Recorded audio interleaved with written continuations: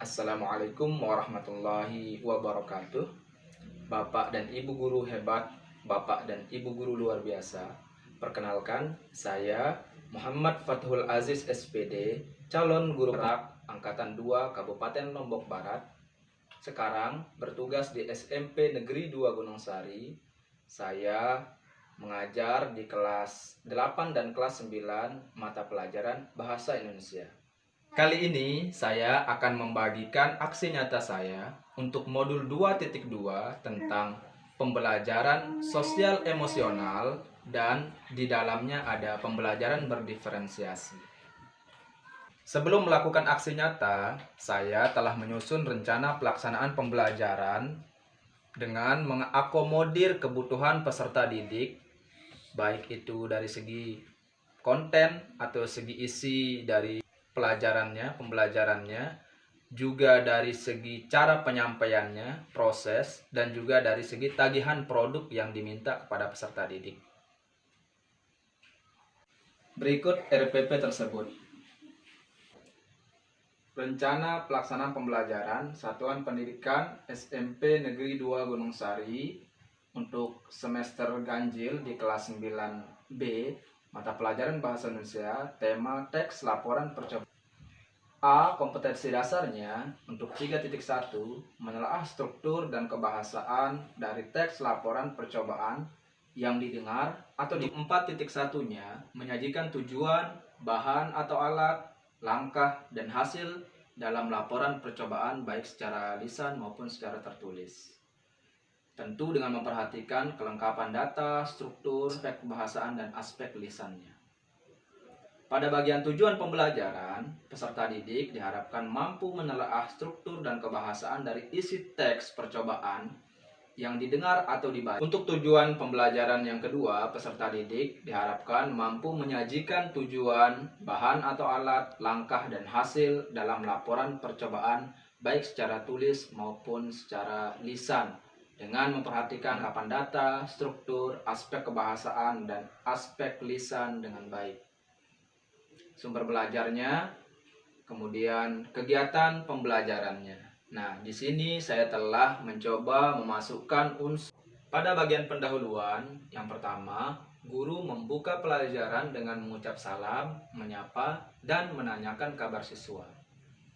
Guru meminta ketua kelas untuk memimpin latihan keterampilan sosial emosional untuk mengembangkan kemampuan kesadaran diri, terutama pengenalan emosi, menggunakan teknik bernapas dengan kesadaran penuh atau teknik stop, kemudian memimpin doa. Hanya saja pada aksi nyata ini yang memimpin pembelajaran keterampilan sosial emosional adalah saya sendiri. Pada pertemuan-pertemuan berikutnya diharapkan ketua kelas yang memimpin atau didik secara bergilir. Selanjutnya, guru mengecek kehadiran siswa. Kemudian guru melakukan apersepsi serta menyampaikan kompetensi dasar dan tujuan pembelajaran yang akan dicapai. Pada kegiatan inti, sebelumnya saya telah memetakan kebutuhan belajar peserta didik terlebih dahulu. Tentu ini sejalan dengan pemikiran Ki Hajar Dewantara, yaitu menghamba pada murid.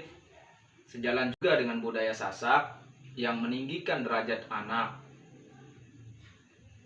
Untuk mengakomodasi profil belajar anak yang lebih gemar belajar dengan melihat gambar atau bentuk serta masih butuh hal-hal konkret atau visual, jumlahnya 8 orang siswa, saya menyajikan beberapa gambar menggunakan presentasi PowerPoint atau JPEG berkaitan dengan kegiatan percobaan.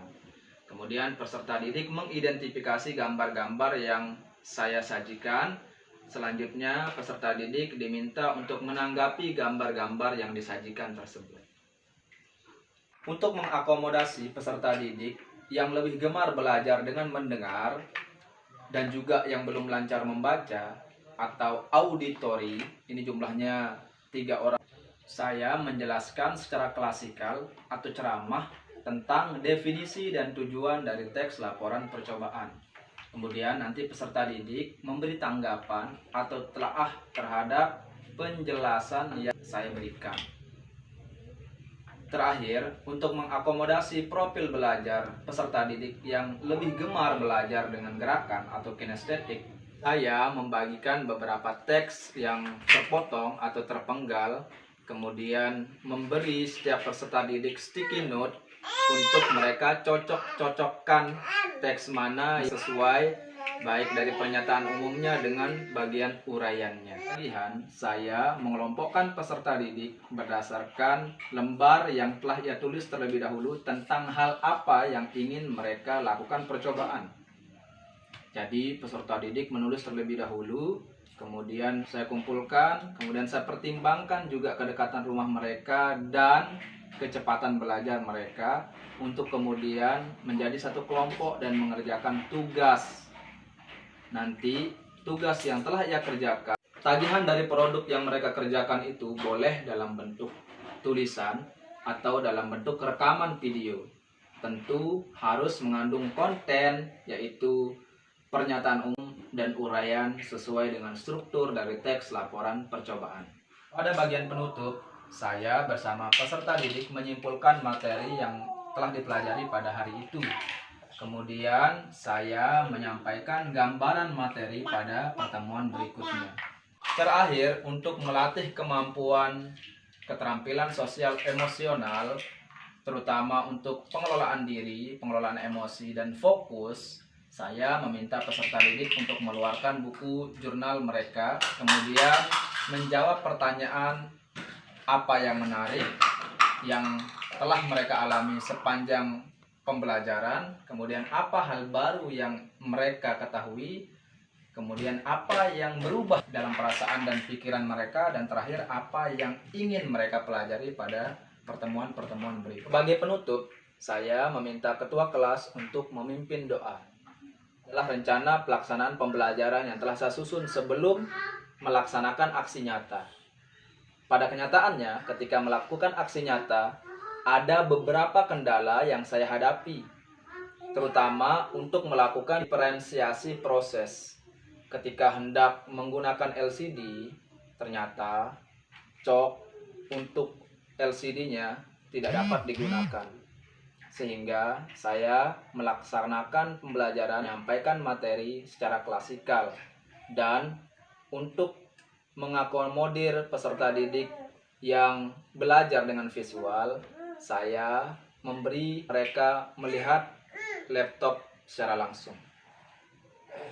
Kita lanjutkan pembelajaran kita, tapi sebelum kita mulai, karena sebagian tadi ada yang bilang stres, kebanyakan tugas, atau sering dimarah sama orang tuanya, atau disuruh-suruh sama kakaknya.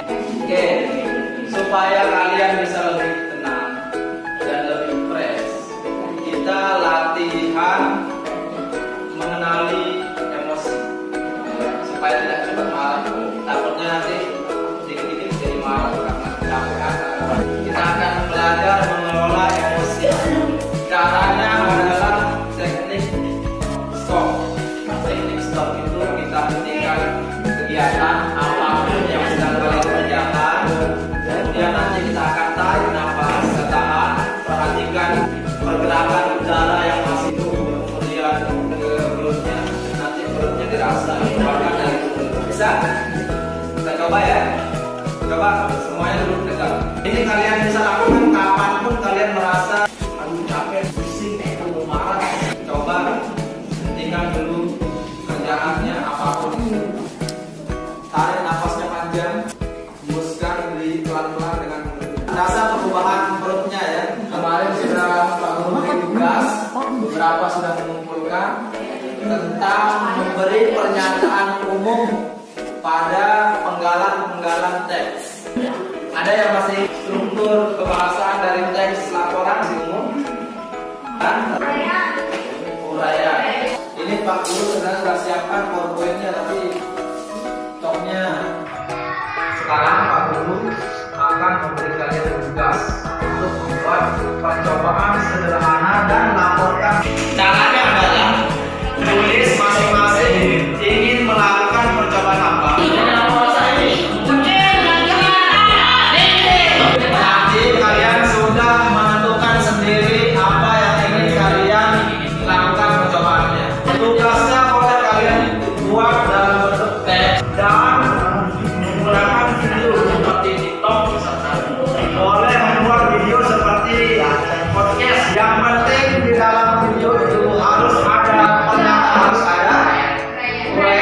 Sekarang tolong keluarkan buku kalian. Tulis Apa hal baru atau hal menarik yang ketika kalian dapatkan pada pembelajaran hari ini? Kemudian yang kedua, apa yang ingin kalian ketahui? Ada yang ingin ditanyakan pelajaran? Aku minta tolong kepada kelas untuk mengumpulkan jawaban. Setelah melakukan aksi nyata, terutama untuk pembelajaran sosial emosional yang di dalamnya ada pembelajaran berdiferensiasi, ada beberapa hal yang saya rasakan, terutama ada kepuasan sendiri ketika mencoba untuk melatih kemampuan sosial emosional peserta didik saya.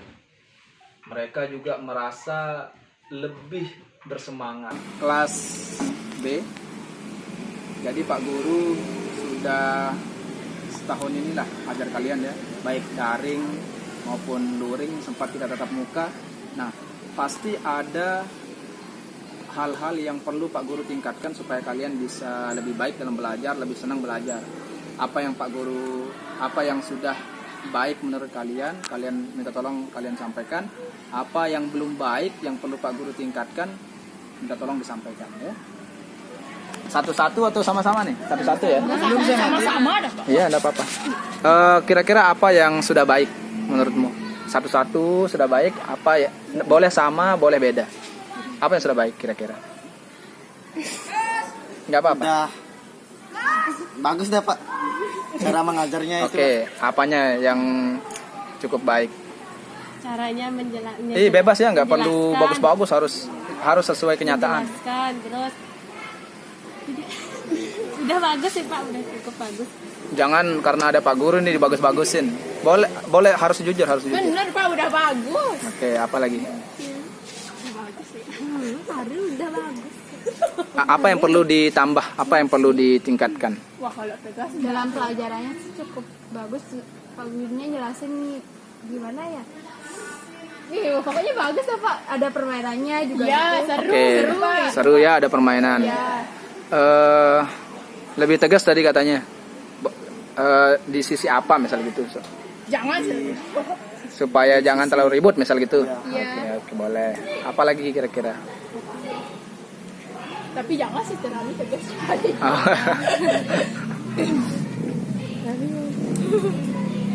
Yang perlu ditambahkan apa gitu? Iya. Atau apa gitu ya? Tugasnya dikurangi misal gitu, atau diperbanyak? Wah, udah Cukup ya. terlalu banyak. Oke, ada lagi? Gitu ya? Begitu, terima kasih. Intinya setiap kali kalian perlu ada mau disampaikan ke Pak Guru. Pak Guru tadi. tapi kok Secara pribadi, ketika mengajar tentang keterampilan sosial emosional dan pembelajaran berdiferensiasi, saya juga merasakan ada perubahan dalam diri saya. Sebelumnya, saya cenderung cepat marah pada siswa ketika mereka tidak melakukan apa yang saya minta atau mengerjakan tugas-tugas. Memang mungkin saya agak anomali. Di dalam kelas, saya cenderung cepat marah. Tapi ketika peserta didik atau saya tidak mengerjakan tugas, saya cenderung permisif atau membiarkan saja, tidak terlalu menagih tugas yang telah saya berikan. Setelah mencoba mengenali emosi saya curiga bahwa perasaan marah itu saya rasakan karena saya merasa tidak dihargai atau tidak didengarkan oleh peserta didik saya. Sedangkan sikap permisif saya cenderung kemungkinan besar karena ketidakpedulian saya terhadap perkembangan peserta didik saya. Setelah mempelajari dan mendalami modul tentang pembelajaran sosial emosional, kemudian mendapatkan elaborasi pemahaman dari instruktur, mendapatkan sudut pandang, melihat praktik baik yang dilakukan oleh guru-guru hebat, guru-guru cerdas, guru-guru luar biasa, saya menjadi terinspirasi untuk terus mengembangkan praktik mengajar saya, untuk benar-benar meresapi dan mengejawantahkan filosofi pendidikan Ki Hajar Dewantara, yakni menghamba pada murid, benar-benar memenuhi kebutuhan murid dalam belajar, sehingga nantinya saya dapat membantu, mendorong tumbuh kembang peserta didik saya untuk menjadi pelajar yang memiliki profil pelajar Pancasila.